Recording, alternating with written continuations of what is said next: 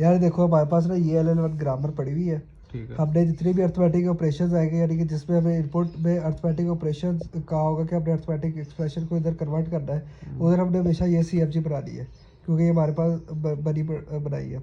ठीक हो गया। और इसमें हमेशा हमने ये CFG के साथ दो एक्शन भी हमें पता होता है कि बेसिक फंक्शन क्या है। ID डॉट अगर G dot we is equal to ID dot V, G dot we is equal to dub dot we.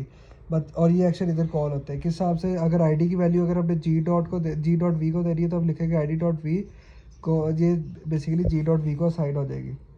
ठीक हो गया। इसका जो पार्ट्स भी होता है वो हिसाब से होता है ताकि आप लोगों को समझ आ जाए। एफ ई प्राइम से GF प्राइम। सपोज करो यहाँ पे हमारे पास ना एक वेरिएबल है डब, वेरिएबल है किसी ए के नाम से। ठीक हो गया। यानी कि इसमें आ जाता है हमारा ID आ गया और ID के नीचे में पता है कि ये वेरिएबल का नाम है। तो ये ए हमने इसको असाइन करना था ताकि वो पूरा सर आगे घूमते जाए। डन है बात?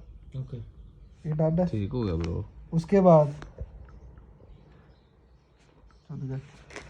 आ जाता है ये 3 तरह का होता है। फिर एक वो भी आता है जो बल्ली भाई ने कहा था एक्सप्रेशन का, G dot V E dot V. ये 3 एक्सप्रेशन, ये 3 तो एक्शन लाजमी लिखना है। ठीक है। उसके बाद आते हैं जो बाकी एक्शन होते हैं जिसको आप याद कर लो तो ज़्यादा बेहतर है। उसका इसके सिनेरियो का होता है F prime dot I is equal to G dot V. अब हमने अपनी ना ये जो होती है जैसे अब ये है बनाई हुई मैंने, इसको इसके इनहेरिट करके ना ताकि हम आगे इससे यानी कि मोस्टली टाइम ना इससे चल रही होती है तो हमने इसको इनहेरिट करने के लिए इसको F प्राइम डॉट आई में इसकी वैल्यू दे देते हैं जो कि A ही होती है। G डॉट वी की वैल्यू। ठीक हो गया। ठीक है। उसके बाद हमने इसको आगे और लेके जाना होता है, इसको आगे लेके जाना होता है F prime dot we is equal to F prime dot आई। ठीक हो गया। ये उसके नीचे उसकी वैल्यू आ जाएगी। उसके नीचे उसका यानी कि आ जाती है। यानी कि अब इसकी जो थी ना ये थी, इसको कहते हैं इनहेरिटेड वैल्यू और जो ये होती है ये इसको पेरेंट वैल्यू होती है। ठीक है। तो ये बेसिकली कहाँ कॉल होती है जब हम F प्राइम से सपोज करो F प्राइम से आगे हमारे पास प्लस F ई प्राइम प्लस GF प्राइम। ठीक है। F प्राइम डॉट वी को बस इसको ये समझ लो कि हमने F प्राइम डॉट वी की उसकी पेरेंट वैल्यू बदल देनी है।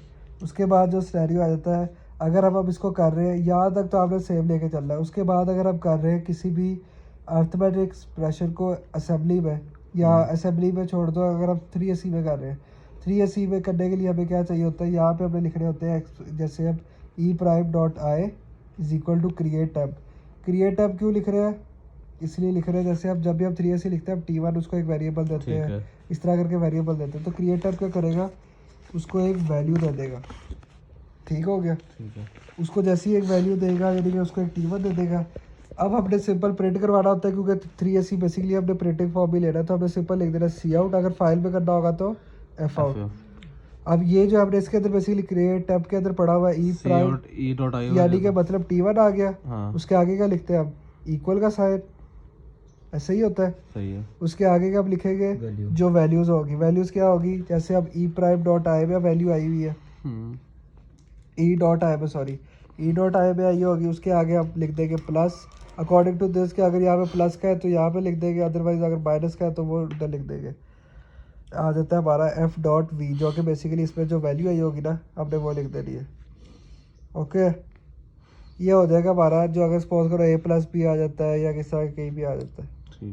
यहाँ तक आ गया। उसके बाद अगर हमने इसकी वैल्यू को आगे लेके जाना होता तो e prime dot we is equal to e prime dot आई। ठीक है। इसके लिए भी हमने फिर वही, अब सपोज करो कि हमने किसी वो करना है, क्या कहते हैं, मल्टीप्लाई के लिए करना है तो उसका ये सिनेरियो है तो उसको आप लिख देंगे 9 F prime dot I is equal to create term.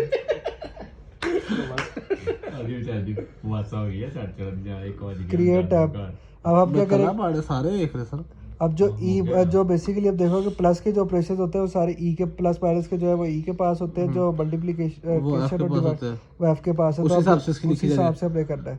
अब ये इसका भी सेम हमने लिखना है सी आउट किसमें पड़ा T1, ठीक है लिख रहे हैं एक बार एफ प्राइम डॉट फिर इक्वल आ जाएगा। उसके बाद अब वैल्यू किसमें पड़ी होगी, जिस तरह यहाँ पे ई dot V E dot I पे थे वहाँ एफ डॉट आई पे होगी। एफ प्राइम डॉट आई पे एफ प्राइम डॉट आई पे, ठीक है। ठीक हो, इधर भी प्राइम ही आएगा। उसके बाद आ जाता है कि अपना ये लिख लेते हैं, इसके आगे अपने आप स्टैटिक कर लेते हैं। उसके बाद हम लिख देते हैं जी डॉट वी। ये करने के बाद हमने लिखना है जी डॉट वी, जिस तरह यहाँ पे एफ डॉट वी था तो उसको हमने कर लिया अब जी डॉट वी। ठीक है, डन होगी बात। उसके बाद हम चले जाते हैं, अब हमारे पास हो गया, अगर कोई प्लस का आता है मल्टीप्लाई का आता है हमने दोनों कर लिए, लेकिन अब मेन आता है जैसे हम लिखते हैं x is equal to T1 या वाई इज इक्वल, जब हम उसको दोबारा वैल्यू दे रहे होते हैं, साइन कर रहे होते हैं, तो उस केस में अब एक लास्ट एक्शन होता है हमारा सी आउट। अब जो आखिर में हमारे पास जो आईडी आई होती है ना, जैसे सपोज करो हमने लिखा होता है X is equal to A plus B, तो जो एक्स होगा वो बेसिकली हमारी आईडी के अंदर वैल्यू, सी आउट आईडी कर देगा, आईडी डॉट वी, उसके आगे का लिखेगा इक्वल, और किस में पड़ा होगा लास्ट वैल्यू हमेशा आईडी डॉट आई में, जो वैल्यू होगी वो सारी पड़ी होगी ई डॉट वी, क्योंकि ई किधर होता है सबसे ऊपर टॉप पे। ठीक हो गया, ठीक है, ये हमारे सारे हो जाते हैं एक्शन। ठीक है, अब हमने इनको कॉल कहाँ पे करना है, पहले 3 एक्शन तो हमने पहले कॉल किए हुए हैं। ठीक है, अब ये देखना है कि एफ और जी के जो होता है, हमने ये जो 4 है ना, जब भी किसी वैल्यू को उसकी यानी कि देनी होती है ना, जैसे एफ प्राइम डॉट आई है, इसकी वैल्यू हम किधर दे रहे हैं, जैसे जी है, एफ प्राइम को अगर वैल्यू दे रही है तो उससे पिछले में लिखेगी, मतलब यहाँ पे फोर्थ इसके सेंटर पे कॉल होगा। सही। अब ये टेबल में यहाँ कॉल होगा, इसके अंदर टेबल पे, वो मतलब ये पार्सल, हाँ टेबल में, मतलब इसके सेंटर पे कॉल हो रहा है ना, कॉल होगा, तो इसलिए यहाँ पे हम लिखेंगे। ठीक है, ये जो है ये हम लिखेंगे उधर, क्या कहते हैं उसको, बोला जो 5 है वो बेसिकली हम लिख देते हैं उसकी नल को, अगर वहाँ पे वैल्यूज ही ख़त्म हो जाती हैं तो हम यहाँ पे बेसिकली कॉल कर देते हैं ताकि उसकी जो पेरेंट वैल्यू को अपडेट कर दें। ठीक है, यहाँ पे a प्लस बी के बाद उसकी वैल्यूज ख़त्म है सपोज करो, तो हमने उसके ऊपर जाना होता है ताकि करने के लिए। उसके बाद वैल्यू आ जाती है हमारी 6 वाली क्रिएट टैब की। क्रिएट टैब हम किधर करेंगे,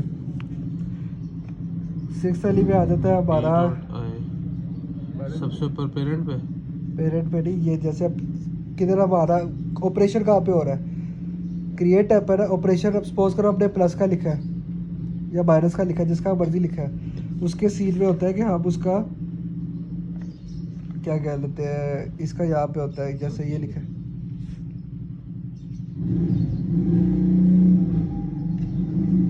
जैसे यहाँ पे है ना प्लस एफ ई प्राइम, हमने यहाँ पे 6 का कर दिया। ठीक है, अब हम एक चीज़ कर लेते हैं ताकि यहाँ पे थोड़ा इसको ना एक्शन रिमूव कर देते हैं, क्योंकि इसको हम एक भी कर लेते हैं। अगर हमने नेगेटिव का बनाना होगा ना तो वो हम 7 कर लेते हैं। ओके।